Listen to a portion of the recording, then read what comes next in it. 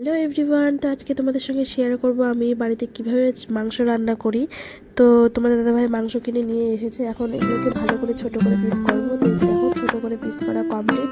এখন এগুলোকে ভালোভাবে ধুয়ে নিব, একদম ফ্রেশ করে ধুয়ে নেবো। প্রায় 3 থেকে 4 বার ধোয়া দেবো যাতে একটুকু রক্ত না থাকে।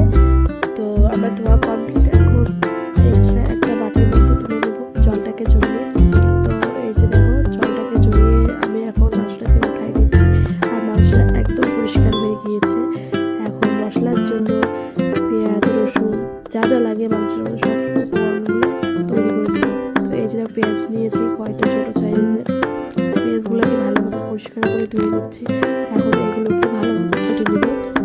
আর পেঁয়াজের গায়ের মধ্যে অনেক নোংরা ছিল, সেজন্য ভালোভাবে ধুলাম 3-4 বার। তারপর দেখো পেঁয়াজ কুচি করা কমপ্লিট। এখন রসুনের খোসা ছাড়াবো। আমাকে না রসুনের খোসা ছাড়াতে খুব বিরক্ত লাগে, কিন্তু কী করবো বলো, ছাড়াতে তো হবেই, এটা আমাদের ডিউটি। তো যাই হোক, দেখো তোমাদের সাথে কথা বলতে বলতে আমার রসুন কাটা কমপ্লিট। তো রসুন ছিলতে ছিলতে আমার হাতে একটু লেগেছে, তো সেই জন্য তোমার দাদাভাইকে বললাম একটু ঝালগুলো চিড়ে দিতে। তো তোমাদের দাদাভাই কত সুন্দরভাবে ঝালগুলোকে কেটে দিয়েছে। আমি ঝালটা বাটি না, কারণ ঝাল বাটা আমাকে ভালো লাগে না, আর হাতটা পুরো জ্বালা করে, সেই জন্য আমি ঝালটা বাটি না। তোমার দাদাভাইকে বললাম, তোমার দাদাভাই ফটাফট কেটে দিল। তারপরে দেখো মশলার জন্য আদা আর জিরা ভালোভাবে বেটে নিচ্ছি।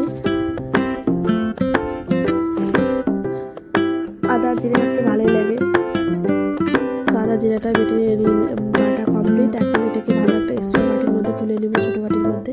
তো এই যে দেখো একটা ছোটো বাটির মধ্যে তুলে নিয়েছি। আর বড়ো সাইজের 2টো আলু নিয়েছি। এখন এগুলোকে ভালোভাবে কেটে এবং পরিষ্কার করে ধুয়ে দেবো। তো এই যে দেখো ধোয়া কমপ্লিট আর সব মশলা কমপ্লিট। তারপরে ধর গ্যাস ধরে দিয়েছি। এখন দিলাম একটা বসিয়ে দিলাম কড়াইটাকে 5 মিনিট রাখার পরে কড়াইটা যখন ভালোভাবে গরম হয়ে গিয়েছে, তখন একটু তেল দিয়ে তার মধ্যে কুচি করে রাখা আলু সেগুলোকে দিয়ে দিলাম। এখন এগুলোকে ভালোভাবে লাল করে ভেজে নেব। আর অনেকে আলুটা ভেজেও খায়, অনেকে খায় না, কিন্তু আমাকে আলুটা ভেজে বেশি ভালো লাগে। তো এই যে দেখো আলুটা ভাজা কমপ্লিট, একদম লাল লাল হয়ে গিয়েছে, আর দেখতে কত সুন্দর লাগছিল। তারপর আলুটাকে তুলে নিয়ে কিছুক্ষণ রেখে তেলটা গরম করে নিয়ে তার মধ্যে দিয়ে দিলাম কুচি করে রাখা পেঁয়াজ। এখন একটা একটা করে যত যা উপকরণ ছিল সবগুলো দিয়ে দেবো। রসুন দিলাম, লঙ্কা দিলাম। এখন এগুলোকে ভালোভাবে ভেজে নেব। যখন বাদামি বর্ণে চলে আসবে তারপরে দিয়ে দিব মশলা বাটা। তো এই দেখো কালারটা কতটা সুন্দর এসেছে।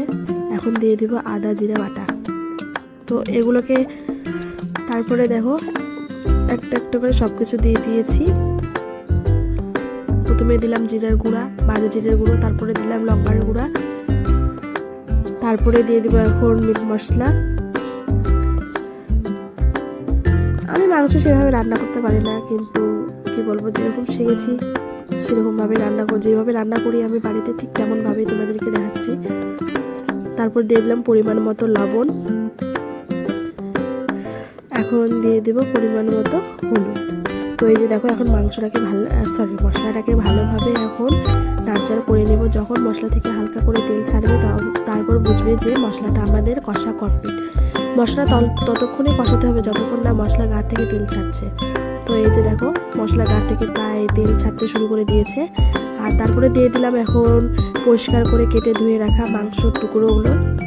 তো এখন মাংসটাকে ভালোভাবে মিক্সড করে নেব যাতে সবগুলোর মধ্যে মশলাটা যায়।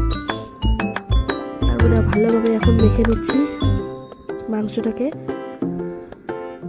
তো তোমরাও একদিন বাড়িতে অবশ্যই ট্রাই করে দেখো, আশা করি তোমাদেরকেও ভালো লাগবে। অনেকে টমেটো দেয়, ধনা দেয়, কিন্তু আমার বাড়িতে এখন এগুলো ছিল না, তো সেই জন্য এগুলো কিছু দিয়েছিলাম না। তারপরে ঢাকা দিয়েছিলাম 5 মিনিট। তো তারপর দেখো 5 মিনিট পরে যাওয়া যাক মাংসটা কী অবস্থা। তো তারপরে দেখো এই যে মাংসটাকে ঝাপ করে দিয়েছি, ও মাংস থেকে অনেকটাই জল বেরিয়েছে। আমি কিন্তু মাংসতে কোনো জল দিয়েছিলাম না, আর পোলট্রির মাংসটাতে কোনো জল দিতে লাগে না, পোলট্রির মাংস থেকে অটোমেটিক জল বেরোয়। তারপরে দেখো মাংসটা হয়নি, আর অল্প একটু থাকবে, তো সেই জন্য আবার ঢাকা দিয়ে দিলাম। ঢাকা দিয়ে দেবো এখন, আর ভালো করে নাড়াচাড়া করে মিশিয়ে দিচ্ছি। ঢাকা দেওয়ার পরে দেখো মাংসটা কতটা সুন্দর এসেছে। এখন এটা কষিয়ে নিয়েছি, কষিয়ে নেওয়ার পরে ভালো এমন করে একটু পরিমাণ অনুসারে জল দিয়ে দিলাম। আর পোলট্রির মাংসতে বেশি ঝোল ভালো লাগে না আমাকে, তো সেই জন্য অল্প ভালো কষা কষায় রাখবো। তো এই যে দেখো মাংসটা ফুটে গিয়েছে, আর কিছুক্ষণের মধ্যে নামিয়ে দিব। তো এই যে দেখো নামিয়ে দিয়েছি। আর মাংসের কালারটা হয়তো সেভাবে বোঝা যাচ্ছে না, কিন্তু কালারটা খুবই সুন্দর এসেছে। তোমরা বাড়িতে কিন্তু অবশ্যই ট্রাই করে দেখো, আশা করি ভালো লাগবে। তো তারপর দেখো খেতে বসে গিয়েছি, বরমশাই ভাত বেড়ে রেখেছি আর বরমশাই ক্যামেরা করেছিল, তো সেই জন্য আমার সাথে বসেনি। আর মাংসটা খুবই ভালো হয়েছে, তোমরা অবশ্যই বাড়িতে ট্রাই করে দেখো।